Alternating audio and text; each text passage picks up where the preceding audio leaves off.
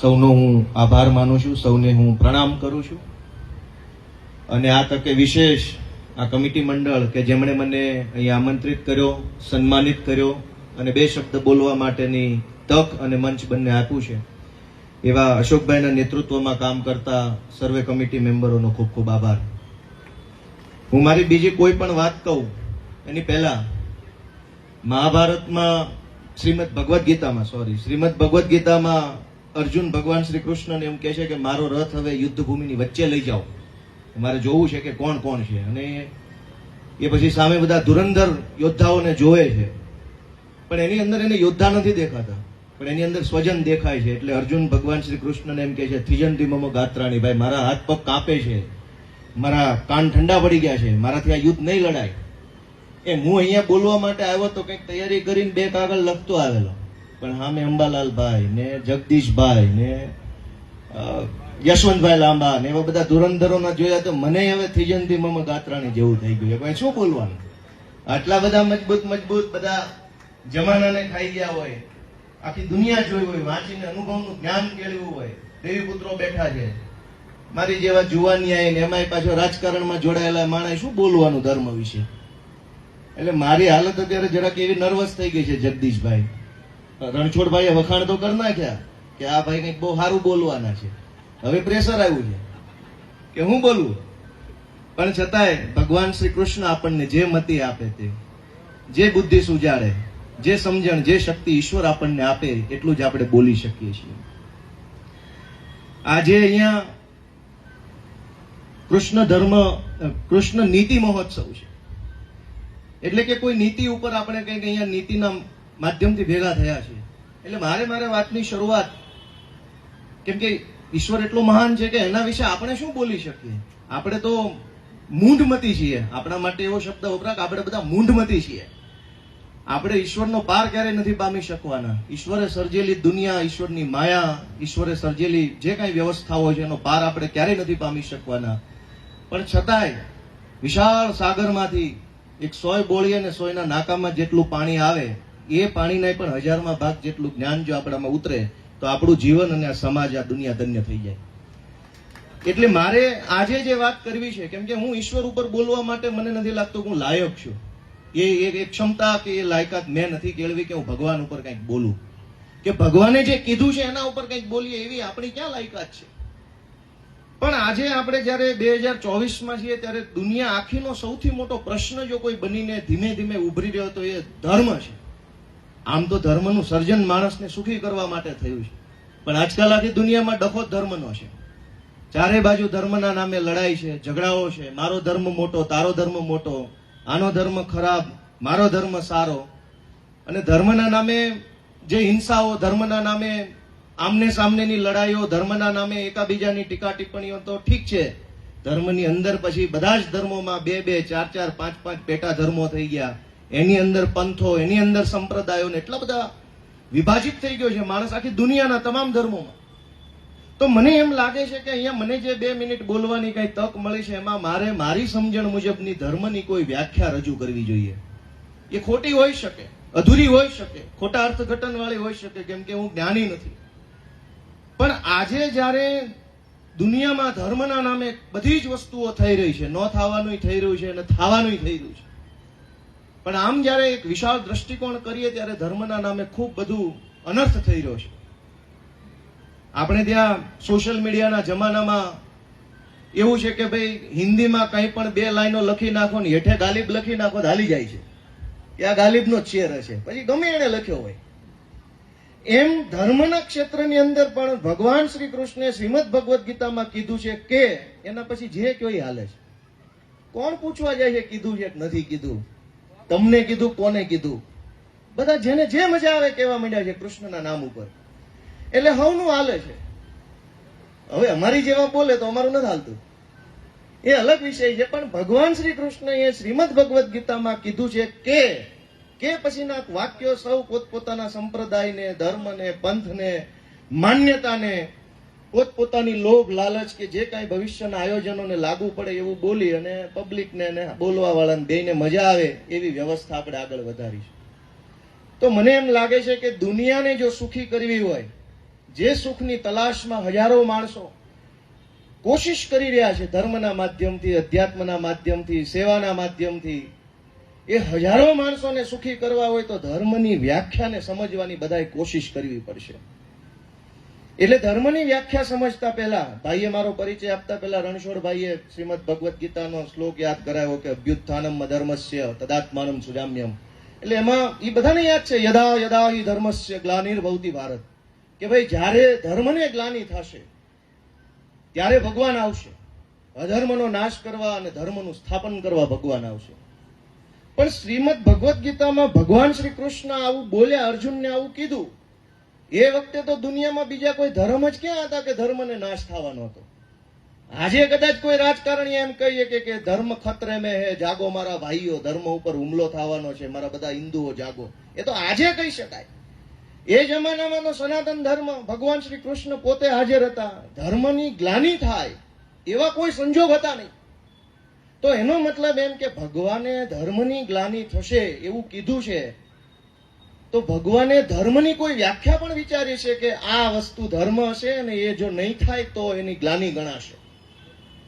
એ સિવાય આમ તો ધર્મની વાત નીકળી છે તો અડધેથી એક વાત બધાને પૂછી લઉં કે ભાઈ આપણને કોઈને ખબર છે દુનિયાનો સૌથી મોટો ધર્મ કયો છે? અશોકભાઈ, ખ્યાલ છે? દુનિયાનો સૌથી મોટો ધર્મ કયો છે? ના. કયો ધર્મ છે? ના ભાઈ ના, ક્રિશ્ચન નથી, માનવ ધર્મ નથી. કયો મોટો ધર્મ છે દુનિયાનો સૌથી? દુનિયાનો સૌથી મોટો ધર્મ છે સગવડિયો ધર્મ. આપણને જે ફાવે એ આપણો ધર્મ, નો ફાવે એની આગું રહેવાનું. ભગવાન ભલે ગમે એટલી વખત કે સત્ય બોલવાનું, સત્યમ વદ, આપણે નથી બોલવું, એ આપણો ધર્મ. એટલે દુનિયાનો સૌથી મોટો ધર્મ સગવડિયો ધર્મ છે. અને આમ આપણા અંદર, આત્માની અંદર આપણે જો દ્રષ્ટિ કરીએ તો આપણે બધા એમાં, હું પેલા સગવડિયા ધર્મના પાલન કરવા વાળા વ્યક્તિઓ છે, કટ્ટર ભક્તો છે સગવડિયા ધર્મને માનવા વાળા. એ વાત અલગ છે કે એનું કપાળ ઉપર કરવાનું કોઈ ચિહ્ન નથી, નકર ખબર પડી જાય કે આવા કલરનું કર્યું હોય ને સગવડિયા ધર્મનો ભક્ત છે. પણ એ પકડાય એવી વ્યવસ્થા હજુ શોધાણી નથી. એટલે ભગવાન શ્રી કૃષ્ણએ યદા યદા હિ ધર્મસ્ય, એટલે ત્યાં પાછો ધર્મ શબ્દ આવ્યો. વળી એક શ્રીમદ ભગવદ્ ગીતાનું વાક્ય છે જેનો રાજકારણમાં બહુ દુરુપયોગ થાય છે માણસને ઉશ્કેરવા માટે. સ્વધર્મે નિધનમ શ્રેય. ભગવાન શ્રી કૃષ્ણ અર્જુનને કહે છે ને, આખો શ્લોક છે, આમાં હું કાગળિયા થોડાક લખતો આવ્યો છું. ભાઈ ઈશ્વર વિશે કઈ બોલવું હોય તો બને ત્યાં સુધી ખોટું ન બોલવું, ભૂલ ભરેલું ન બોલવું, અતિશયોક્તિ વાળી વાત ન કરવી, કેમ કે આપણે પામર માણસો છીએ. આપણે ભગવાનથી વધુ ડાયા થવાની કોશિશ ન કરવી જોઈએ. શ્રેયાન સ્વધર્મો વિગુણ પરધર્માત સ્વનુષ્ઠિતાત સ્વધર્મે નિધનમ શ્રેય પરધર્મો ભયાવહ. એટલે બહુ મહાન વિદ્વાનો આનો એવો અર્થ કાઢે છે કે આપણા ધર્મમાં મરવી નહીં હારું, પણ ધર્મ નહીં બદલવાનો. તે દિવસે ધર્મ બદલવાની વાત જ કેવી? એક જ ધર્મ, સનાતન ધર્મ, ભગવાન શ્રી કૃષ્ણ હાજર, ધુરંધર અર્જુન ઉભા છે. છતાંય આજે રાજકારણમાં લોકોને ઉશ્કેરવા માટે, ગુમરાહ કરવા માટે એવો ઉલ્લેખ થાય છે કે સ્વધર્મે નિધનમ શ્રેય, એટલે પોતાના ધર્મમાં જેમાં જન્મા છો એમાં ને એમાં મરો તો બધું બરાબર છે. બાકી તમને આ ધર્મ ન ગમતો હોય, ન ફાવતો હોય તો એ બદલવો નહીં. પણ આ તો વિદ્વાનોએ કાઢેલો અર્થ છે. ભગવાન શ્રી કૃષ્ણ શું આવું કહેવા માંગતા હશે? તો મને એમ લાગે છે કે આખી જે વ્યવસ્થા છે એના પાયામાં ધર્મ શબ્દના અર્થઘટનનો પ્રશ્ન હોય એવું મારી નાની અને કાચી સમજણ એવું કહે છે કે ધર્મ શબ્દના અર્થઘટનનો કોઈ પ્રશ્ન હશે કે લાંબા ગાળે ભગવાન શ્રી કૃષ્ણએ જે ધર્મની વાત કરી છે એ ધર્મ ભૂલીને કંઈક નવા જ પ્રકારના ધર્મનું આપણે બધા માણસોએ ભેગા મળીને સર્જન કર્યું હશે, ને એટલે પછી વાદ વિવાદ ને ચર્ચા સંવાદ વધી ગયો છે. તો આપણે ધર્મ શબ્દને સમજીએ કે ધર્મનો એક અર્થ થાય છે લક્ષણ, સ્વભાવ. આપણે છોકરા ભણતા હોય તો એમાં ભણવામાં આવે પદાર્થનો ગુણધર્મ. પદાર્થનો ગુણધર્મ એવો શબ્દ ભણવામાં આવે. એનો મતલબ એમ કે કોઈ વસ્તુ તમારા સ્વભાવગત છે, કોઈ વસ્તુ તમારી લાક્ષણિકતા છે તો એ તમારો ધર્મ છે. જેવી રીતે અગ્નિનો ધર્મ છે બાળવાનો. અગ્નિ બાળી નાખે છે, એ જોતી નથી સ્ત્રી છે, પુરુષ છે, હિન્દુ છે, મુસલમાન છે, સૂકું છે, લીલું છે. એનો ધર્મ છે કે ભાઈ જે ઝપટમાં આવે ને બાળી નાખવું, એ એનો ગુણધર્મ એટલે કે ધર્મ છે. તો ધર્મનો એક અર્થ લાક્ષણિકતા, લક્ષણ, અંગ્રેજીમાં કેરેક્ટરિસ્ટિક્સ, અથવા તો એનો સ્વભાવ. પાણીનો સ્વભાવ છે કે સૂકવી નાખે અથવા ભીંજવી નાખે. એમ દરેક જે કાંઈ પદાર્થોનું સર્જન થયું છે, ફૂલનો ધર્મ છે સુગંધ આપવી, તો ધર્મ શબ્દનો એક અર્થ થાય છે કે આપણી લાક્ષણિકતાઓ જે આપણામાં સ્વભાવગત રીતે હોવું જ જોઈએ. દુનિયા ઊંધી થઈ જાય, પ્રલય આવી જાય તો આપણો સ્વભાવ એવો જ હોવો. જેમ કે દુનિયામાં પ્રલય આવે તો એ ફૂલમાંથી સુગંધ જ આવે. એ દુનિયાના પ્રલય સાથે નિસ્બત નથી, કેમ કે એ એનો ધર્મ છે. એટલે કે એ અડીખમ છે, એ શાશ્વત છે. જે શાશ્વત છે એ ધર્મ છે. ધર્મ શબ્દનો બીજો અર્થ છે કે ભાઈ કર્તવ્ય, અંગ્રેજીમાં ડ્યુટી, ફરજ, જવાબદારી. એ કેવી રીતે કે ભાઈ ભગવાન શ્રી કૃષ્ણ શ્રીમદ ભગવદ્ ગીતામાં અર્જુનને જે ઉપદેશ આપે છે કે ભાઈ તારે યુદ્ધ લડવાનું છે. સામે બધા જે ઊભા છે, સગાવાલાઓ છે, વડીલો છે, ભાઈઓ છે, કાકા છે, કુટુંબના માણસો છે, ને એને જોઈને અર્જુન છે એ ઢીલો પડી જાય છે. એના મનમાં વિષાદ આવી જાય છે, એ મોહમાં સપડાઈ જાય છે કુટુંબના. અને ભગવાન એને સંદેશ આપે છે કે તારે આ યુદ્ધ લડવાનું છે. સામે તારે માત્ર કૌરવો જોવાના છે, કાકા નથી જોવાના. મામા, ફઈ, ફુવા જે કોઈ હોય એ નથી જોવાના. તારે એમ જોવાનું છે કે કૌરવો ઉભા છે અને એને હણવાના છે. એ તારી ડ્યુટી છે, કર્તવ્ય છે. ઈશ્વરે કર્તવ્યના રૂપમાં, જવાબદારીના રૂપમાં, ફરજના સ્વરૂપમાં, ડ્યુટીના સ્વરૂપમાં અર્જુનને સંદેશ આપ્યો છે કે આ તારો ધર્મ છે, આ ડ્યુટી તારે બજાવવાની છે. આપણે આજકાલ ધર્મ શબ્દ કાનમાં પડે એટલે હિન્દુ, મુસલમાન, પારસી એવું બધું મગજમાં ગોળ ગોળ કેસેટ ફરવા લાગે છે. પણ વાસ્તવિકમાં ધર્મ એ ડ્યુટી છે. કેવી રીતે કે આપણે અમુક શબ્દો સાંભળ્યા છે કે ભાઈ રાજધર્મનું પાલન કરો. તો રાજધર્મ એટલે શું? કે રાજા એટલે કે શાસક એટલે કે સત્તામાં બેઠેલો જે માણસ છે એની શું ડ્યુટી છે, એની શું ફરજ છે, એની શું જવાબદારી છે. તમે તમારી જવાબદારી નિભાવો. આ આનંદનગરને પાડવાનું નથી, સોસાયટીની મંજૂરી વગર પાડવાની તમારી જવાબદારી નથી. તમારી જવાબદારી એ છે કે ભાઈ રાજધર્મ કલેક્ટરનો કે મ્યુનિસિપલ કોર્પોરેશનનો કે અહીંયાના ધારાસભ્યનો રાજધર્મ એ છે કે સોસાયટીને પૂછે, સોસાયટી આ પાડે તો પાડો, ના પાડે નથી પાડવાનું. એ એમનો રાજધર્મ છે. પણ એ રાજધર્મ ન બજાવે, કલેક્ટર, મ્યુનિસિપલ કોર્પોરેટર કે ધારાસભ્ય પોતાનો રાજધર્મ ન બજાવે, પણ બીજા દિવસે સવારમાં સરસ મજાનું કપાળ ઉપર જે સંપ્રદાયને માનતો એનું ચિહ્ન લગાવે, હાથમાં 2-3 માળા, ગળામાં માળા પહેરે, કોર્પોરેશનની ઓફિસે આવે, 1 કલાક ભગવાનને દીવાબત્તી કરીને પછી પોતાની ખુરશી પર બેસે, તો એને ધાર્મિક માનવું કે અધાર્મિક માનવું? એને ધાર્મિક માનવું કે અધાર્મિક માનવું? આ મોટો પ્રશ્ન છે કે આપણે ધર્મ શબ્દના અર્થની ગૂંચવણમાં ફસાયેલા લોકો છીએ. કે હું સરસ લાંબા વાળ વધારું, ધાર્મિક કપડાં પહેરું, કપાળ ઉપર સરસ મજાના ચિહ્નો કરું તો તમને ધાર્મિક લાગુ, પણ ન કરવાનું કામ કરું ને આનંદનગર ઉપર બુલડોઝર ફેરવી દઉં તો કૃષ્ણ કહે છે કે અધર્મ છે. તમારી ડ્યુટી એ નથી કે તમે પાડી દો પૂછ્યા વગર. તમારી ડ્યુટી એ છે કે પૂછો, ને કાયદામાં આવતું હોય તો પાડો, નહીં તો નથી પાડવાનું. તો ધર્મ શબ્દ ફરજ, ડ્યુટી, કર્તવ્યના સ્વરૂપમાં છે. એટલે કે રાજધર્મ શબ્દ આવ્યો, પછી ધર્મરાજ શબ્દ છે પાછો. ધર્મરાજ યુધિષ્ઠિર. હવે યુધિષ્ઠિર કાંઈ વહેલા સવારે 4 વાગે જાગીને રોજ પૂજા પાઠ કરતા હતા એટલે એને ધર્મરાજ નથી કીધા. એ ધર્મનો પ્રખર સિદ્ધાંત, ન્યાય અને સત્યનું હરેક ક્ષણે ક્ષણે એનું પાલન કરતા હતા. કે ગમે એવી દુનિયામાં પ્રલય આવી જાય, ધર્મરાજ યુધિષ્ઠિર હંમેશા સત્ય જ બોલશે, એટલા માટે ધર્મરાજ કહેવાયા છે. તો ધર્મનો અર્થ છે કે તમે સત્ય બોલો, સત્યનું કર્તવ્ય નિભાવો. એ ધર્મ પત્ની. શું કામ? કે પત્ની પોતાના પતિ કે પરિવાર પ્રત્યેની જે જવાબદારી, જે ફરજ, જે કર્તવ્ય નિભાવે છે એટલે એ પોતાનો ધર્મ બજાવે છે, ને એટલે એ ધર્મ પત્ની છે. પછી કઈ પૂજા પાઠ ન કરતા હોય એ ધર્મ પત્ની હોય. અને હવે તો વિદેશમાં લગ્ન કરે છે તો ધર્મ પત્ની એ કહેવાય. ઘણા મિત્રોનું ઓળખું છું જેને વિદેશી માણસ વાળે લગ્ન કર્યા, તો શું એ ધર્મ પત્ની ન કહેવાય? બીજા ધર્મ ના હોય તો અધર્મ પત્ની કહેવાય? નહીં. ધર્મ શબ્દનો અર્થ છે કે જે પોતાનું કર્તવ્ય નિભાવે છે, એ ધર્મનું કામ છે. પોતાની ડ્યુટી નિભાવો, તમારું જે કામ છે એ કરો. એટલે ધર્મ પત્ની. ધર્મનો કાંટો શબ્દ હતો આપણે ત્યાં. ધર્મનો કાંટો શું કામ? કે ભાઈ કઈ ભગવાને ઉપરથી મોકલેલો ચમત્કારિક કાંટો હતો એટલે ધર્મનો કાંટો નહોતો. ધર્મનો કાંટો એટલા માટે હતો કે આ કાંટો અન્યાય નહીં કરે, ન્યાય કરશે, સમાન કામ કરશે, 2 બાજુના પલ્લામાં ન્યાય કરશે, ખોટું નહીં કરે. તો ખોટું ન કરવું એ ડ્યુટી છે, ફરજ છે, કર્તવ્ય છે. એમ અનેક શબ્દોના માધ્યમથી આપણે એવું સમજી શકીએ કે ધર્મ જે છે, મિત્ર ધર્મ, પુત્ર ધર્મ, ઘણા બધા એવા શબ્દો, શિક્ષક ધર્મ, ડોક્ટરનો ધર્મ છે દર્દીનો જીવ બચાવો, શિક્ષકનો ધર્મ ભણાવવાનો છે, વિદ્યાર્થીનો ધર્મ ભણવાનો છે. તો ધર્મ શબ્દનો અર્થ પોતાની ફરજ, પોતાની જવાબદારી, પોતાની ડ્યુટી માટે વપરાયેલો શબ્દ છે. અને મહાભારતના યુદ્ધને ધર્મ યુદ્ધ નામ આપવામાં આવેલું. ભાઈ, પાંડવો અને કૌરવો બે એક જ સમાજના, એક જ ધર્મના માણસો હતા, તો પછી ધર્મ યુદ્ધ શેનું? ત્યાં ક્યાં હિન્દુત્વ ખતરે મેં હતું ને બચાવવા માટેનું યુદ્ધ હતું?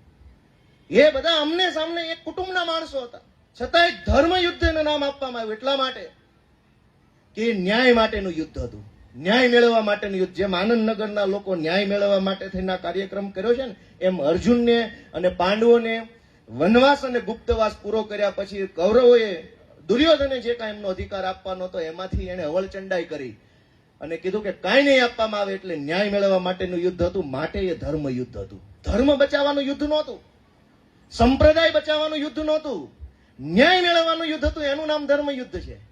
અને એ યુદ્ધનું કર્તવ્ય બજાવવા માટે ભગવાન શ્રી કૃષ્ણએ અર્જુનને સંદેશ આપ્યો કે ભાઈ, આ યુદ્ધ લડવું એ તારી જવાબદારી છે, એનાથી તું ભાગી નહીં શકે, એ કર્તવ્ય છે ને એ જ ધર્મ છે. તો દોસ્તો, મને એમ લાગે છે કે ધર્મના નામે આપણે ત્યાં બહુ મોટી ગેરસમજણ થઈ હોવી જોઈએ, અને એટલા માટે આપણે ભગવાનની શોધમાં, સુખની શોધમાં, સ્વર્ગની શોધમાં, સાચી શાંતિની શોધમાં આમથી આમ, આમથી આમ, આમથી આમ ભટકીએ છીએ, પણ મેળ પડતો નથી કોઈનો. સામેવાળાનો પડી જાય છે, આપણો નથી પડતો. આપણને ઉપદેશ આપવા વાળાનો બધાનો મેળ પડી ગયો છે, પણ ધર્મના માધ્યમથી શાંતિ અને ઈશ્વરની શોધ કરવા વાળા માણસનો મેળ નથી પડતો. કેમ કે ધર્મની વ્યાખ્યાઓ જે છે એ વ્યાખ્યામાં કંઈક આપણે ગેરસમજણ થઈ છે. મને એમ લાગે છે કે આપણે ધર્મની વ્યાખ્યા તરફ આગળ બધા જો વધે સંયુક્ત રીતે તો કંઈક થાય. મહાભારતની અંદર એક શ્લોક છે કે ધરતી ધારયતી વા લોકમ ઇતિ ધર્મ. એટલે એમ કે લોકો જેને ધારણ કરે અથવા જે ધારણ કરવા યોગ્ય છે, અથવા લોકો જેને ધારે છે એ ધર્મ છે. ધારણ કરી શકાય, પોતાનામાં જેને ઉતારી શકાય, પોતાની અંદર રોપી શકાય, પોતાના જીવનની અંદર વણી શકાય, એ જે વસ્તુ છે એ ધર્મ છે. તો બીજો પ્રશ્ન છે કે ધારણ કરવા યોગ્ય શું છે, શું ધારણ કરવું જોઈએ, અથવા શું ધારણ કર્યું છે? કેમ કે જે ધારણ કરીએ એ ધર્મ છે. તો ભગવાન શ્રી કૃષ્ણ આપણને એનો જવાબ આપે છે કે નીતિ ધારણ કરી શકાય, સત્ય ધારણ કરી શકાય, ન્યાય ધારણ કરી શકાય, સદાચાર ધારણ કરી શકાય, પરોપકાર ધારણ કરી શકાય, અનુકંપા ધારણ કરી શકાય. આ સદગુણોને ધારણ કરી શકાય, અને જે આ સદગુણોને જીવનમાં ધારણ કરે છે એ ધર્મનું કામ કરે છે, એ ધાર્મિક વ્યક્તિ છે. હવે આપણી અંદર નીતિ, અનુકંપા કે સત્ય ન્યાય ન હોય છતાંય ધાર્મિક બનવું હોય તો આજકાલ વ્યવસ્થા કરી આપી છે આપણને. બધા સંપ્રદાયો, બધા પંથો, બધા ધર્મોએ વ્યવસ્થા કરી આપી છે કે ભાઈ કાંઈ ન કરવું હોય ને એમ નામ સગવડિયા ધર્મના માધ્યમથી લેટરલ એન્ટ્રી જેવું છે. હમણાં આવીને સાહેબ લેટરલ એન્ટ્રી છે ધર્મની અંદર. પાટલા વાવણેથી આવી જાઓ, 2 લાખનું બંડલ મૂકો એટલે રેડી. ક્યાંથી લાવે કોઈએ પૂછવાનું નથી. તો દોસ્તો, ધર્મની વ્યાખ્યા મનુસ્મૃતિની અંદર એક આપવામાં આવી છે. આમ મનુસ્મૃતિ જરાક વિવાદિત ગ્રંથ છે એટલે બહુ બોલાય નહીં જાહેરમાં, કેમ કે એની અંદર આજના સમય સાથે સુસંગત ન હોય, અપ્રાસંગિક હોય એવી ઘણી બાબતો લખવામાં આવી છે, મહિલાઓ વિશે, અલગ અલગ સમાજ વિશે. પણ હવે એ જમાનામાં જે હશે એ લખ્યું હશે, કેટલું માનવું અને કેટલું ન માનવું એ આપણી મૂંઢમતી ઉપર આધાર રાખે છે. પણ મનુસ્મૃતિની અંદર ધૃતિ, ક્ષમા, દમોસ્તેયમ, શોચમિન્દ્રિય નિગ્રહ, ધીર વિદ્યા, સત્યમ ક્રોધો, દશકમ ધર્મ લક્ષણમ. એટલે કે જેનામાં ધૈર્ય હોય, જેનામાં ક્ષમા હોય, સંયમ હોય, ચોરી ન કરતો હોય. ચોરી એટલે એવું નહીં કે મોબાઈલ ચોર એને જ ચોર કહેવાય. વૃત્તિની ચોરી હોય. ઘણી વખત આપણા પેટમાં પાપ હોય ને, એમાં આપણે મોબાઈલ ચોરવાની જરૂર નથી. તો જે ચોરી ન કરતો હોય. શૌચ એટલે કે અંદર અને બહારની, એટલે કે મન અને શરીરની સ્વચ્છતા. ઇન્દ્રિય નિગ્રહ એટલે કે તમામ ઇન્દ્રિયો ઈશ્વરે આપણને જે આપ્યા છે એને સંસારની માયામાં નહીં પરંતુ ભગવાનની ભક્તિમાં લગાડો. અને બુદ્ધિ, વિદ્યા પ્રાપ્ત કરવી, સત્ય અને ક્રોધ ન કરવો. આ 10 લક્ષણો ધર્મના લક્ષણો છે. જેનામાં આ 10 લક્ષણો છે, જ્યાં આ 10 લક્ષણો છે ત્યાં ધર્મ છે, તેનામાં ધર્મ છે, એવું મનુસ્મૃતિમાં કહેવામાં આવ્યું છે. પણ આપણે હું જયારે આ બોલું છું ત્યારે વિચારતા રહેવાનું કે આપણી પાસે શું છે ને આ લખેલું શું છે અને કોણ છેતરી ગયું. તો પછી લખેલું તો આજે હું વાંચું છું, કેમ કે મારે જયારે અહીંયા બોલવાનું હતું તો મેં વિચાર્યું કે બધા આમંત્રણ પત્રિકા પહેલા મળી ગયેલી, એમાં બધાના ફોટા જોયા તો મેં બોલા અર્જુન જેવી પરિસ્થિતિ થઈ ગઈ કે આટલા મોટા મોટા વ્યક્તિ વચ્ચે મારું નામ કોને આપ્યું છે આ લોકોને. હું તો ને સાંભળવામાં સારો ન લાગુ, એટલા મોટા મોટા મહાપુરુષો બોલવાના છે. છતાંય મને કીધું છે તો હવે જેવી તેવી વાત લઈને, જેવો તેવો વિચાર લઈને, ગમે તેવું મન ફાવે તેવું 10 મિનિટ કાપવાના ઉદ્દેશ સાથે ન જવું જોઈએ. એટલે વિનોબા ભાવે, મહાત્મા ગાંધી, મનુભાઈ પંચોળી, એમણે જે કાંઈ પણ, નગીનદાસ સંઘવી, એમણે જે વક્તવ્યો આપ્યા છે, એમણે જે પુસ્તકો લખ્યા છે, એમણે જે કાંઈ પણ મહાભારત અને ગીતા ઉપર એમનું સમજ મૂકી છે, એનો મેં ટૂંકમાં વાંચવાનો છેલ્લા 10 દિવસ કોશિશ કરીને એમાંથી મને જે કાંઈ એમ લાગે કે ઉઠાવી લેવા જેવું છે એ ઉઠાવીને લાવ્યો. આમાં ઘરનું કાંઈ છે નહીં, કેમ કે મારી એવી કોઈ સમજ નથી કે મારો એવો અનુભવ નથી, મારી એવી ઉંમર નથી કે આપણે તો પામર માણસ, આપણે શું કરી શકીએ. અને અમે તો પાછા હું રાજકારણમાં, એટલે આપણને એનાથી સારું બીજું અમથું ન ફાવે. રાજકારણનું હેલામાં હેલું કામ છે કે સામે વાળાનું બધું ખરાબ છે ને અમારું બધું સારું છે. એ હેલું કામ છે. અને હવે આ અઘરું કામ માટે માઇક પકડાઈ દીધું અશોકભાઈએ. પણ અહીંયા ધર્મની બાબતમાં એક મારો બીજો મત છે કે આમ ધાર્મિક બાબતો ઉપર બોલવું એટલે દુનિયાનું સૌથી હેલામાં હેલું કામ, અને સૌથી અઘરામાં અઘરું પાછું એ જ છે. હેલું એટલા માટે ભગવાન શ્રી કૃષ્ણએ કીધું છે કે તને જે ભાવે આંકો કોણ તમને પૂછવાનું છે કીધું છે કે નથી કીધું. અઘરું એટલા માટે છે કે જો તમે ચિંતન કરીને, મનન કરીને, સત્ય સાથે તમે વાસ્તવિક વાત કરો ને તો ધોકાય ઉડે કે આવું તમે નથી સાંભળ્યું, તું ક્યાંથી લાવ્યો. હાવ સાચું કયો તો ધર્મ વિરોધીમાં ખપાઈ દેવામાં આવે કે આ નવો આવ્યો લાગે છે. એટલે આમ અઘરું ને આમ હેલું કામ છે. પહેલી વાર હાથમાં આવ્યું છે એટલે કઈક ભૂલચૂક થાય તો બધા વડીલો મને માફ કરજો ને સુધરવાનો એક મોકો આપજો પાછા. પણ હું મારી જે કઈ સમજણ છે એ કહું છું, અને એટલા માટે હું લખીને લાવ્યો કે ભાઈ બોલવામાં ક્યાંય આપણાથી ભૂલ ન પડી જવી જોઈએ. પણ આમ આપણે મેં કીધું એમ કે દુનિયાનો સૌથી મોટો સગવડિયો ધર્મ છે. આપણે ત્યાં વર્ણ વ્યવસ્થા ને લોકો આજે મગજમાં લઈને ફરે છે, બ્રાહ્મણ, ક્ષત્રિય, વૈશ્ય, શૂદ્ર, ને બધાને એ ભૂત છેલ્લા 5000 વર્ષથી ઉતરતું નથી. બધા એવી કોશિશ કરે છે કે હું બીજા કરતા મહાન છું, બીજા કરતા ચડિયાતા જ્ઞાતિમાં જન્મેલો છું. બધા એ કોશિશમાં છે, નીચે કોઈને રહેવું નથી, છતાંય પાછા બધા નીચે છે. અને જયારે આપણે પૂછીએ કે આ બધું સારું નથી, 21મી સદી છે, 2024નું વર્ષ છે, આ બધું હવે આપણે જરાક આગળ વધીએ, સાથે મળીને જઈએ, તો કે નહીં ભાઈ, વર્ણાશ્રમ વ્યવસ્થા તો ઈશ્વરે, ભગવાન શ્રી કૃષ્ણે શ્રીમદ ભગવદ્ ગીતામાં બતાવેલું છે, આ કઈ થોડું આજકાલનું છે રણછોડભાઈ. પણ તો એ તો આપણા શાસ્ત્રોમાં, વેદોમાં તો 4 આશ્રમય કીધેલા છે, બ્રહ્મચર્યાશ્રમ ને ગૃહસ્થાશ્રમ ને વાનપ્રસ્થાશ્રમ ને સંન્યાસ આશ્રમ. તો જાઓ ને જંગલમાં 50 વર્ષ પછી, બધું ભગવાન કેમ જ કરતા હોય તો. 4 આશ્રમની વ્યવસ્થા આ જ ઈશ્વરે, આ જ ધર્મ, આ જ પરંપરાએ શાસ્ત્રોથી આપણને આપી છે. પણ જે સગવડિયું છે, જે માનવામાં મજા આવે છે કે હું બીજા કરતા ઊંચો, એમાં મજા આવે તો એ માનવું છે. ઈશ્વરે કીધું છે કે પહેલા 25 વર્ષ બ્રહ્મચર્યાશ્રમ, એટલે કે તમારે તમારી ભણતર ગણતરમાં ધ્યાન આપવાનું. 25 વર્ષ સુધી તમે ભણો ગણો, તૈયાર થઈ જાઓ, કેળવાઈ જાઓ, પછી તમારે ગૃહસ્થાશ્રમમાં આવવાનું છે, સંપત્તિનું અને સંતતિનું ઓલું કરવાનું છે, સર્જન કરવાનું છે, અને દુનિયાના ક્રમને આગળ વધારવાનો છે. અને પછી બીજા 24 વર્ષ પૂરા થાય એટલે તમારે વાનપ્રસ્થાશ્રમ તરફ પ્રયાણ કરવાનું. પણ કોણ માને? કેમ કે એ સગવડિયા ધર્મમાં નથી આવતું. એટલે મને એમ લાગે છે કે આપણે બધાએ ધર્મની જે વ્યાખ્યા આપણને વર્ષો સુધી સમજાવવામાં આવી રહી છે, જે સમજાવતું, અને બધા ધર્મની વાત છે એવું નહીં, દુનિયાના તમામ ધર્મોમાં આ ગેરસમજણ છે. અને એટલા માટે આ ગેરસમજણ હોવાના કારણે ધર્મના નામે લડાઈ થાય છે. નહીંતર આજ તમે જુઓ કે ભગવાન શ્રી કૃષ્ણએ એવું કીધું છે કે ભાઈ યદા યદા હિ ધર્મસ્ય ગ્લાનિર્ભવતિ ભારત અભ્યુત્થાનમ અધર્મસ્ય. એને એમ નથી કીધું કે અભ્યુત્થાનમ વિધર્મસ્ય. વિધર્મીની કોઈ ટેન્શન નથી. આજ રાજકારણમાં બધા કહે છે કે પાકિસ્તાનથી માણસો આવશે, હુમલા થઈ જશે, દેશ બરબાદ થઈ જશે, હિન્દુ ખતરે મેં હે, આમ બીવડાવે છે.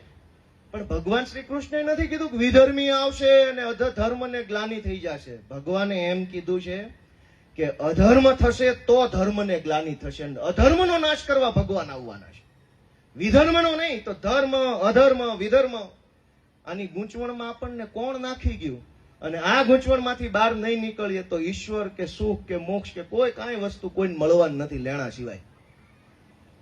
આપણને ઈશ્વરે એમ કીધું છે કે અધર્મનો નાશ કરવા ઈશ્વર આવવાના છે. તો અધર્મ એટલે શું? તો એની વ્યાખ્યા ધર્મથી જાણવી પડે. ધર્મ એટલે નીતિ, ધર્મ એટલે કર્તવ્ય, ધર્મ એટલે મારી ડ્યુટી, મારી ફરજ. જો હું મારી ફરજ નથી નિભાવતો, જો આપણે બધા આપણી ફરજ નથી નિભાવતા, તો આપણે અધર્મનું કામ કરીએ છીએ. જો આપણે ન્યાય માટે કામ નથી કરતા તો આપણે અધર્મ કરીએ છીએ. જો આપણે સદાચાર નથી કરતા તો આપણે અધર્મ કરીએ છીએ. અને સમાજમાં આવો અધર્મ જ્યારે વધશે ત્યારે ભગવાન શ્રી કૃષ્ણ અથવા એમનો સંદેશ લઈને કોઈ સંત મહાપુરુષ આવશે. એમાં વિધર્મને કઈ એવી વાત જ નથી. પણ આજ તમે જુઓ, મેં કીધું એમ કે એક પીએસઆઈ હોય, સરસ મજાનો ધાર્મિક દેખાતો હોય, ચાંદલો બાંડલો કમ્પ્લીટ કરીને આવે, પણ કોઈ ગરીબ માણસ એફઆઈઆર લખાવા જાય તો લખે નહીં, ધમકાવે, ગાળું દઈને અપમાનિત કરીને કાઢી મૂકે. આવું બને છે સમાજમાં કે મારી વાત ખોટી છે? તો એ અધર્મ છે, અને એ જ અધર્મનો નાશ કરવા માટે ભગવાન શ્રી કૃષ્ણ આવવાના છે. એમાં વિધર્મની કોઈ વ્યાખ્યા જ નથી. પણ આ તો બધું ચૂંટણી લક્ષી છે, એટલે તમને હું સાચું કહી દેતો તો ભલામણા મોક્ષ મળી જાય, આયા ના આયા સ્વર્ગમાં જવાની જરૂર નથી. પણ આપણે આજે અહીંયા નીતિ મહોત્સવની અંદરથી નીતિ શીખવાની છે કે ધર્મ એટલે નીતિ, ધર્મ એટલે સત્ય, ધર્મ એટલે ન્યાય. અને આ ગુણ આપણા સૌની અંદર ઉતરે. આપણે આ નીતિ ને સત્ય ને શબ્દો જે બોલીએ ને તો એ બહુ આદર્શ શબ્દો છે, એટલા ભારે શબ્દો. એમ થાય આ થોડું શક્ય છે, ગોપાલભાઈ ને માઇક આપ્યું એટલે બોલો, બાકી તમે સત્ય કરી બતાવો લ્યો રાજકારણમાં. હું માનું છું કે આ જે આદર્શો છે, સત્ય બોલવું, ન્યાય પ્રિય રહેવું, સદાચાર કરવો, બહુ અઘરી વસ્તુ છે. પણ આદર્શ છે ને એ ધ્રુવના તારા જેવા છે. ધ્રુવનો તારો આકાશમાં હોય, એને જોઈને આપણે આપણી દિશા નક્કી કરવાની હોય. પછી આપણે એ ધ્રુવના તારાને ધ્યાનમાં રાખીને કિનારા સુધી આપણે જ્યાં જવું હોય ત્યાં પહોંચી શકીએ, પણ ધ્રુવના તારા સુધી ક્યારેય નથી પહોંચી શકાતું. એમ સત્ય છે એ ધ્રુવનો તારો છે. આપણે કોશિશ કરવાની છે કે સત્યના માર્ગે વધુ ને વધુ હાલી શકીએ. સ્વયં સત્ય તો ભગવાન શ્રી કૃષ્ણ જ બની શકે. આપણી તો ક્યાં એવી કોઈ લાયકાત છે કે આપણે બની શકીએ? પણ આપણે એ કોશિશ કરવાની છે સમાજ તરીકે, વ્યક્તિ તરીકે, સમૂહ તરીકે, કે સમૂહમાં સત્યનું આચરણ વધે, સમૂહમાં ન્યાયનું આચરણ. આ રાજકોટમાં અગ્નિ દુર્ઘટના થઈ, જે લોકો સરકારમાં કે કોર્પોરેશનમાં કે પોલીસમાં બેઠા છે એ ધર્મનું કામ કરે છે કે અધર્મનું કામ કરે છે? અને આપણે ક્યાં વિધર્મીની જરૂરત છે? જો આપણી પાસે જ આટલા અધર્મીનું ટોળું પડ્યું હોય તો વિધર્મી ક્યાં ગોતવા જ જવાના છે? એ એનામાં થાકી જાય, આપણે આપણામાં થાકી જાહું. એવી રીતે જયારે અધર્મ વધશે ત્યારે ભગવાન શ્રી કૃષ્ણ આવશે અને આપણા બધાની અંદર ધર્મનું સ્થાપન કરશે. ધર્મનું સ્થાપન એટલે હું બધાને માળા પહેરાવી દેશે, બધાને કઈ દીક્ષા આપશે? નહીં. ધર્મનું સ્થાપન એટલે નીતિનું સ્થાપન કરશે, ન્યાયનું સ્થાપન કરશે, સમાજની અંદર સદગુણનું સ્થાપન કરશે. આપણે બધા આપણા આત્માને પૂછીએ કે આજ ભવ્યાતિ ભવ્ય આયોજનો થાય છે બધા જ ધર્મોમાં, હરીફાઈઓ થાય છે કે અમારો કાર્યક્રમ મોટો કે તમારો કાર્યક્રમ મોટો.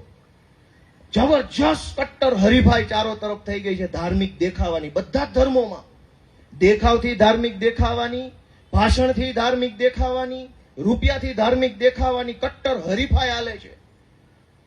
પણ આપણે આત્માને પૂછીએ કે સમાજની અંદર નીતિ વધી કે ઘટી? બધા વિચારો છે. નીતિ વધી કે ઘટી સમાજમાં? ન્યાય વધ્યો કે ઘટ્યો? સદાચાર વધ્યો કે ઘટ્યો? અનુકંપા, બીજા પ્રત્યેની સહાનુભૂતિ, કરુણા, પ્રેમ ભાવ વધ્યો કે ઘટ્યો? જો બધા જ સવાલના જવાબમાં આપણું મન એમ કહેતું હોય કે ઘટ્યું, તો અધર્મ વધ્યો એમ કહી શકાય. ને અધર્મ વધશે ત્યારે ભગવાન શ્રી કૃષ્ણ આપણી વચ્ચે આવવાના છે દોસ્તો.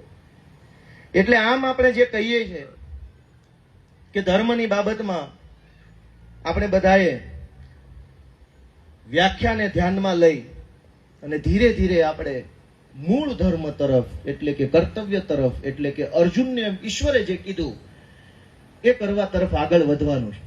તમે એક મજાની વસ્તુ જુઓ કે આજે તો બધું હિન્દુ, મુસલમાન ને આમ ને તેમ ને બધું મારો કાપો વાળું સોશિયલ મીડિયા ખોલાય નહીં, નકર એમાં મોબાઈલમાંથી લોહી પડે એમ છે. એટલી બધી હિંસા છે ધર્મના નામે.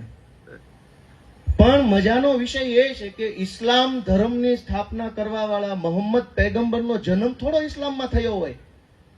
એ તો એનો જન્મ ક્યાંક બીજા ધર્મમાં કે બીજા સમુદાયમાં થયો, એ મોટા થયા પછી એમણે ઇસ્લામ ધર્મની સ્થાપના કરી. એમ જૈન ધર્મની સ્થાપના મહાવીર સ્વામીએ કરી, તો એમનો જન્મ થોડો જૈનોમાં થયો હોય. ભગવાન બુદ્ધનો જન્મ પણ બૌદ્ધ ધર્મમાં ન થયો હોય. ગુરુ નાનકજીએ શીખ ધર્મની સ્થાપના કરી, એમનો જન્મ શીખમાં ન થયો હોય. આ વાત શું બતાવે છે કે જે ધર્મની સ્થાપનાઓ કરવા વાળા મહાપુરુષો છે એમનો જન્મ તો બીજા ધર્મમાં અથવા બીજા વ્યવસ્થામાં થયેલો છે. તો ધર્મનું આ જે બાબત છે એમ કહેવા માંગે છે કે ધર્મ એટલે જીવન જીવવાની એક પદ્ધતિ, ધર્મ એટલે જીવન જીવવાની એક ફિલોસોફી, કે જે કાંઈ પણ જીવન જીવવાના સિદ્ધાંતો, ધારાધોરણો, નીતિ નિયમો એ જમાનામાં અમલમાં હશે, એ નીતિ નિયમોમાં કઈ ખામી લાગી હશે અથવા કઈ ઘટતું લાગ્યું હશે, તો ભગવાન બુદ્ધે કે મહાવીર સ્વામીએ કે ગુરુ નાનકજીએ વધારાના 5 સિદ્ધાંતોનો ઉપદેશ સમાજને આપ્યો હશે, સમાજને બીજા 5 સિદ્ધાંતો ગમ્યા હશે, સ્વીકાર્યા હશે અને સમય જતા ધર્મના સ્વરૂપમાં આવી ગયા હશે. તો ધર્મ એટલે આપણે જે સમજીએ છીએ એ વાત નથી. આપણે સમજવાનું એ છે કે ઈશ્વર એટલે કે ભગવાન શ્રી કૃષ્ણ ભગવદ્ ગીતામાં આપણને કયા ધર્મની સ્વધર્મે નિધનમ શ્રેય, એટલે ઈશ્વર ત્યાં એમ વાત કરે છે કે તમે તમારા, એમાં 2 ગૂઢ અર્થ છે. સાહેબ મારી કઈ ભૂલ થતી હોય સુધારજો, હું વિદ્યાર્થી છું, પાછું એવું નથી, આ તો ફ્લોમાં આવી જાય તો થોડુંક બોલાઈ જાય છે. કે સ્વધર્મે નિધનમ શ્રેય એટલે એક તો ગૂઢ અર્થ ઈશ્વર એવો કરે છે કે એક ધર્મ છે આત્મા અને એક ધર્મ છે દેહ, ઇન્દ્રિયોનો ધર્મ. આત્માના ધર્મનું પાલન કરતા કરતા એટલે કે આત્મશુદ્ધિ, આત્માને ઈશ્વર સાથે જોડતા જોડતા જો નિધન થાય તો શ્રેયકર છે, એ સારું નિધન છે. પણ ઇન્દ્રિયોના, શરીરના માધ્યમથી ભોગ વિલાસ ભોગવતા ભોગવતા મૃત્યુ થાય તો એ ભયાવહ છે, એનું કોઈ કારણ નથી. યા તો બીજો ગૂઢ અર્થ છે કે તારું કર્તવ્ય કરતા કરતા તમારી જે ડ્યુટી છે, જે કાંઈ હોય તે, આ આનંદનગર સોસાયટી બચાવવાની તમારી ડ્યુટી છે તો બચાવો, એ ધર્મનું કામ છે.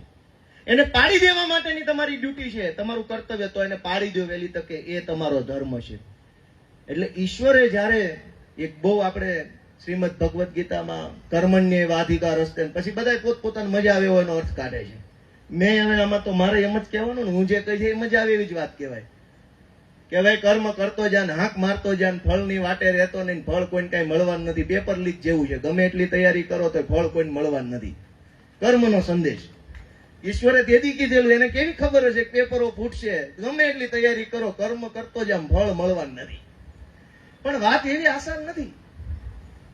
ઈશ્વરે જે ધર્મનો આપણને સંદેશ આપ્યો છે કે કર્તવ્ય કરવાનું છે, તમારે તમારું કામ કરવાનું છે, રસોઈ બનાવવાનું છે, ચપ્પલ સીવવાનું છે, સાફ સફાઈ કરવાનું છે, કેમેરામાં રેકોર્ડિંગ કરવાનું છે, એન્કરિંગ કરવાનું, જે કામ તમારે કરવાનું છે તમે કરો, એ જ ધર્મ છે, બીજો કોઈ ધર્મ નથી.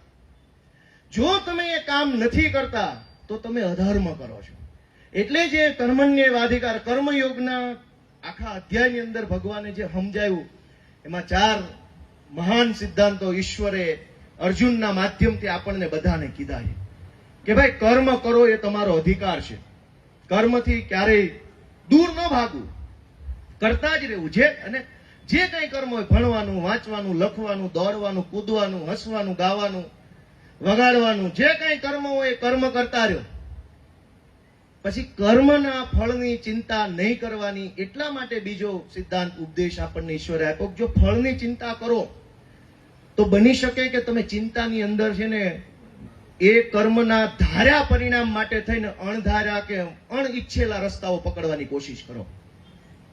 કે મારે કોઈ પણ સંજોગોમાં પીએસઆઈ બનવું જ છે તો એની તૈયારી કરો, એવું જ ખાલી ભગવાન કહે છે.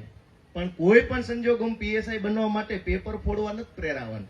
એટલે કર્મના ફળની જો આપણે ચિંતા કરીએ તો એ ઈચ્છિત ફળ મેળવવા માટે આપણે કોઈ પણ રસ્તો અપનાવવા માટે ખેંચાઈ જઈએ, પ્રેરાઈ જઈએ, અથવા એ દિશામાં ફંટાઈ જઈએ, અથવા તો આપણને વિષાદ થાય કે નથી કરવું, તો પછી આપણે રાજકોટ જવું છે ને જગદીશભાઈને મળવું છે પણ એ ન મળવાના હોય, રાજકોટ નથી જવું.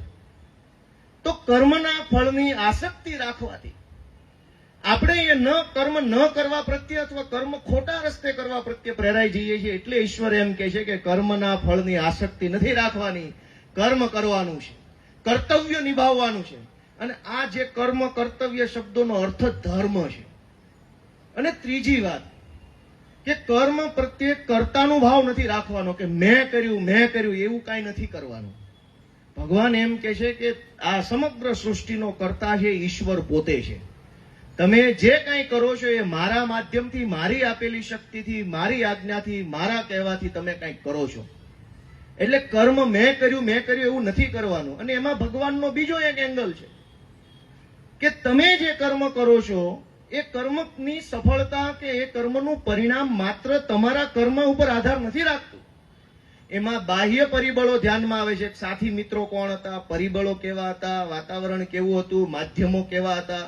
આ આનંદનગર સોસાયટી પાડવાની કોશિશ થઈ ગઈ અને આજે નથી પડી તો એ માત્ર અશોકભાઈ એમ ન કહી શકે કે મેં કર્યું. એટલે કવિએ કીધું મેં કર્યું એ જ અજ્ઞાનતા, શકટનો ભાર્યમ સ્વાંતાણે. આ મેં નથી કર્યું. લોકોનો સપોર્ટ મળ્યો, છાપાવાળાએ છાપામાં છાપ્યું, અધિકારીને થોડીક બીક લાગી, બધું ભેગું થયું. બિલ્ડરને એમ થયું કે આમાં કઈ વકરો વધશે નહીં, ગાંઠનું ગોપીચંદન ઘસાઈ જાય આનંદનગર બનાવવામાં. એટલે બધા ભેગા થયા ત્યારે આ પ્રોજેક્ટને અટકાવી શકાયો. એટલે ભગવાન એમ કહે છે કે કર્મની અંદર કર્તૃત્વ ભાવ કે મેં કર્યું એવું નથી રાખવાનું. સૌએ કર્યું અથવા ઈશ્વરે મને કરાવડાવ્યું. જેમ એમ એક ચીપિયો હોય, આમ ચીપિયાથી આપણે ગરમા ગરમ તપેલી પકડીએ. ચીપિયો એમ કે મેં તપેલી પકડી કેવો લાગે? એ તો આપણે હાથ અડાડ્યો એટલે ચીપિયાએ તપેલી પકડી. પણ આપણે હાથ ક્યારે અડાડ્યો કે કોઈ ચેતન તત્વએ આપણામાં એ શક્તિ આપી કે તું ચીપિયો પકડને લે ભાઈ. એમ ઈશ્વર આપણી પાસે કંઈક કરાવવા માંગે છે અને એ કામ કરવું એ જ આપણો ધર્મ છે. પછી બાકી ધર્મની જે કાંઈ અત્યારે યુટ્યુબમાં વ્યાખ્યાનો આવતા હોય, ભગવાન હવને રાજી રાખે. પણ મને ધર્મની જે કાંઈ વ્યાખ્યા સમજાણી છે, જે કાંઈ મારા અનુભવમાં વાત આવી છે કે મેં અત્યારે જે કીધી એ છે. અને ચોથી વાત કર્મના સંદર્ભમાં એક કે કર્મ કરવો એ આપણો અધિકાર છે, આપણી ફરજ છે. કર્મની અંદર કર્મના ફળની આસક્તિ ન રાખવી. ત્રીજી વાત કે કર્મ કર્યાનો કર્તૃત્વ ભાવ મેં કર્યું એવું ન રાખવું. અને ચોથી વાત કે અકર્મણ્ય ન રહેવું, એટલે કે કર્તવ્ય નિભાવવાથી દૂર ન ભાગવું. કર્તવ્ય છોડી, જેમ અર્જુનને હતું કે નથી લડવું ભાઈ, આ મેં હથિયારો મૂક્યા ને હું પડી ગયો, મારાથી નહીં લડાય, આ તો બધા મારા સગાવાલાઓ છે, હું આની સામે કેવી રીતે લડીશ, અને આમની સામે હું કદાચ લડીશ ને જીતી જાશ તો શું. અને એ પછી એના લાંબા લાંબા બુદ્ધિજન્ય કારણો અર્જુન ભગવાનને આપે છે. ભગવાને સાંભળ્યા શાંતિથી. અર્જુનને એમ થયું કે હવે મારે કર્મ નથી કરવું. ભગવાન એની ના પાડે છે કે કર્મથી દૂર ભાગવું જોઈએ નહીં. કર્મ તો કરવાનું જ છે. ઘણી વાર નથી ઘણા એમ થતું નથી મજા આવતી, ઘર મૂકીને ભાગી જાવ. તો ભાગીને ક્યાં જશો? કર્મ, કેમ કે ઈશ્વરે તો એમ કીધું કે શ્વાસ લ્યો એ કર્મ છે ને શ્વાસ બહાર કાઢો એ કર્મ છે. કર્મથી તમે ક્યારેય દૂર ભાગી. કર્મ એટલે કર્તવ્ય, ડ્યુટી, ફરજ. કર્મથી ક્યારેય આપણે દૂર જઈ શકતા નથી. દરેક કર્મ આપણને બાંધે છે. એટલે દોસ્તો મારું એટલું કહેવાનું છે કે ધર્મની વ્યાખ્યા કર્તવ્યના સ્વરૂપમાં છે. કર્તવ્ય એટલે કે ન્યાય, નીતિ, સદાચાર, અનુકંપા, સહાનુભૂતિ, કરુણા, પ્રેરણા છે. જે જગ્યાએ ન્યાય, નીતિ કે કરુણા હશે ત્યાં ઈશ્વર હશે. અને જેમ શ્રીમદ ભગવદ્ ગીતામાં કીધું છે કે જ્યાં કૃષ્ણ હશે, જ્યાં ધર્મ હશે ત્યાં હંમેશા વિજય હશે. અંતિમ શ્લોકની અંદર એવું કહેવાયું છે. દોસ્તો આપણે બધાએ આજે મેં વાત કરી કે ભાઈ આપણે બધા આટલું બધું ધર્મ માટે શ્રદ્ધાના માધ્યમથી અનેક પ્રકારના ધર્મ, એટલે બધા ધર્મની વાત છે. આમાં નહીતર છે ને 2 મિનિટનો કટકો કોક કાપીને પાછો મને કાલ હોળીએ ચડાવશે કે આ રાજકોટમાં જઈને આવું બોલ્યા. અને આ 2 મિનિટ વાળાનો બહુ ત્રાસ છે, કઈ બોલ્યું નથી થતું. આપણને એમ થાય કેવું છે કઈક બે મહત્વની વાત, તો નથી બોલાતું. 2 મિનિટનો કટકો કાપીને બધા બહેનો વોટ્સએપમાં નાખી દે. નથી કોઈ આગળ જોતું, નથી કોઈ પાછળ જોતું, નથી એમ એ હાલે જવા દો, જેમ હાલતે હાલે છે. એટલે મારે એવું કેવું છે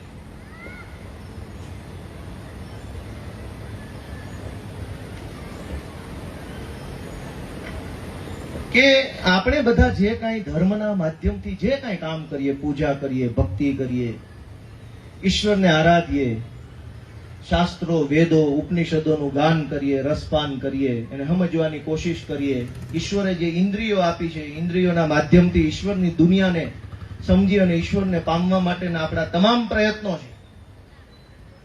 એ તમામ પ્રયત્નોના અંતે આપણે શું લાલચ છે, આપણી શું ઈચ્છા છે, આપણી શું મહત્વાકાંક્ષા છે કે ભાઈ બધાને મોક્ષ જોતો છે. આ વાત સાચી છે કે ખોટી? આપણે જે કાંઈ કામ કરીએ છીએ એ તમામ કામ એટલે કે ધર્મનું કામ, ધર્મ, ભક્તિ, પૂજા, પાઠ, માળા, જપ, તપ, પ્રદક્ષિણા, તમામ ધર્મના લોકો જે કાંઈ કરે છે એ બધું જ કર્યા પછી આપણી આશા એટલી જ છે કે આપણને મોક્ષ મળે. મોક્ષ મળે એટલે કે સ્વર્ગમાં સ્થાન મળે. એટલે શું? તો કે ભગવાન પાસે આપણને સ્થાન મળે. બધા મને જવાબ આપો, આ વાત સાચી છે કે ખોટી છે? આપણી બધાની ઈચ્છા શું છે કે ભાઈ ઈશ્વર પાસે આપણને સ્થાન મળે, સ્વર્ગમાં મોક્ષ હશે કે નહીં હોય એવી કોઈ ચર્ચા જ નથી કરવી, હશે જ. આપણી ઈચ્છા એ છે કે ઈશ્વર પાસે આપણને જગ્યા મળે, મર્યા પછી મોક્ષ મળે. પણ દોસ્તો, એક મોબાઈલ આપણે દુકાનેથી ખરીદીએ, ઘરે લાવીએ, ખોલીએ, જોઈએ, છોકરો કે આ નથી મજા આવતી, પાછો આપવા જાય તો રણછોડભાઈ લઈ લે પાછો? ન લે. આપણે એક પેન્ટ લાવીએ રેડીમેડ, ઘરે લાવીએ, પહેરીએ, એમાં ઓલું સ્ટીકર અહીં કમર આવે, તૂટી ગયું, પછી એમ કેવી કે આ પેન્ટ મોટું છે, નાનું છે, હાવ પાછું આપી દેવું, પૈસા પાછા આપો. તો એ દુકાન વાળો પાછું લઈ લે કે ન લઈ લે? કયો જી, લઈ લે કે ન લઈ લે? કોઈ ખાવા પીવાની વસ્તુ લાવ્યા, ઘરે લાવ્યા, ખોલી, જોયું, ચાખ્યું, નો મજા આવી, પાછું આપવું, લઈ લેશે કે નહીં લઈ લે? એક દુકાન વાળાને એ ખબર છે કે જો પેકિંગ તૂટી જાય, જેવું આપ્યું છે એવું ન રહે તો એને પાછું ન લેવાય. જેવું આપ્યું છે એવી જ વસ્તુ લાવશો તો એકવાર તમને રિપ્લેસ કરી દેવું. એમ ઈશ્વરે આપણને આ દુનિયામાં જેવા મોકલ્યા છે એવા પાછા નહીં જઈએ તો કોઈ ઈશ્વર, કોઈ સ્વર્ગ વર્ગમાં આપણને સ્થાન નથી આપવાનો. અને ઈશ્વરે આપણને કેવા મોકલ્યા છે? આપણા ઘરે એક બાળક જન્મે ત્યારે કેવો હોય છે?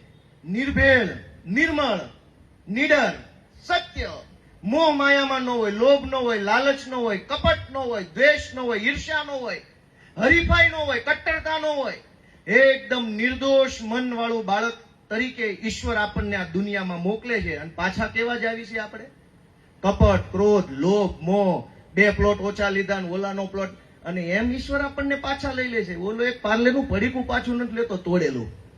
અને આપણને ઈશ્વરે જેવા અહીંયા મોકલ્યા છે એવા જો પાછા નહીં જઈએ તો કોઈને કોઈ સ્વર્ગમાં સ્થાન મળવાનું નથી. એ વાત અલગ છે. જાહેરમાં બોલતા હોય તો આપણે એમ કહેવું પડે કે ઈશ્વર એમના ચરણોમાં સ્થાન આપે, એમને ખૂબ ખૂબ શ્રદ્ધાંજલિ પાડી, એ બધું બોલવું પડે. પણ સીલ તૂટી ગયેલો માલ કોઈ પાછો લેતો નથી. ઈશ્વરે આપણને એક નિર્દોષ વ્યક્તિ તરીકે અહીંયા મોકલ્યા છે. કોઈ સિક્કો માર્યા વગર મોકલ્યા છે. તમામ ધર્મના માણસને કોઈ સિક્કો માર્યા વગર ઈશ્વરે આ દુનિયામાં મોકલ્યા, નિખાલસ બનાવીને મોકલ્યા, લોભથી પર મોકલ્યા. બાળકને શું લોભ હોય? એને મોહ કઈ વાતનો હોય? ઈર્ષા કઈ વાતની હોય?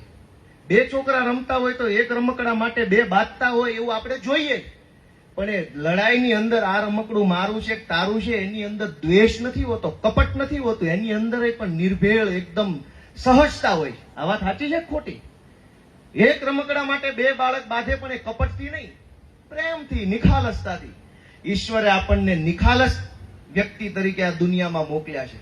ઈશ્વરે આપણને સહજ માણસ તરીકે આ દુનિયામાં મોકલ્યા છે. ઈશ્વરે આપણને દ્વેષ રહિત વ્યક્તિ તરીકે આ દુનિયામાં મોકલ્યા છે. પાછા જયારે જઈશું તો એક હોયના નાકાના 1000માં ભાગ જેટલો દ્વેષ જો જીવનમાં હશે ને તો સ્વર્ગના દરવાજાથી આપણે રિટર્ન ગાડી લઈ લેવાની છે. કોઈ અંદર નહીં આવવા દે. કેમ કે પેલો માણસ તૂટેલું પેન્ટ પાછું નથી લેતો, તૂટેલું ખોખું કોઈ પાછું લેવા તૈયાર નથી. તમને હાવ આવા મોકલ્યા હતા ને કેવા થઈને આવ્યા, શું કામ પાછા લેવાના છે? ન્યાય ક્યાં ટ્રાફિક કરવાનો? અહીંયા ટ્રાફિક, ન્યાય ટ્રાફિક. એટલે દોસ્તો, મારે એટલી જ વાત કહેવાની છે